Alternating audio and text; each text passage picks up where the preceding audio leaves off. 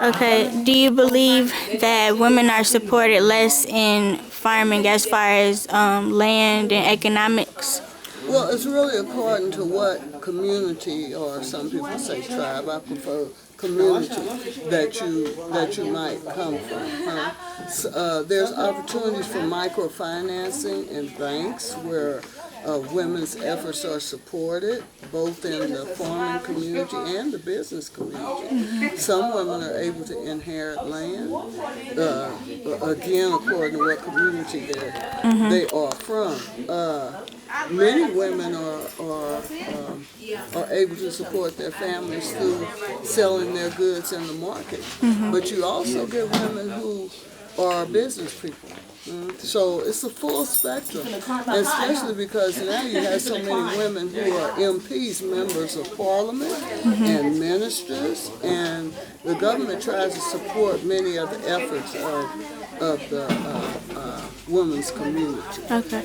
So a lot of it again is according to what community you belong to, but the government's policy is to support all women in their efforts. Yeah, like the research that I've done, they like some stuff that I read. It just seemed like it was difficult for them to, like, more difficult than men, I guess. Well, patriarchal societies exist all over the world, whether it's in Tanzania, whether it's in America, whether it's in Europe, or wherever. So this is something that women have had to deal with for centuries. Yeah. Is the patriarchal way of thinking.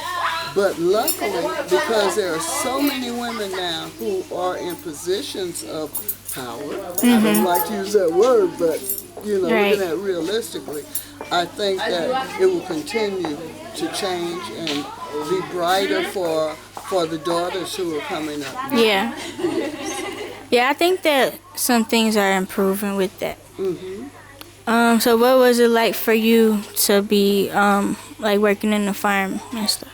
Well, I was much younger when we were homesteading, and it was a joy for me to be able to work with the land, because I was a person from the cities in the States, and I knew nothing about working with the land. But we learned both through the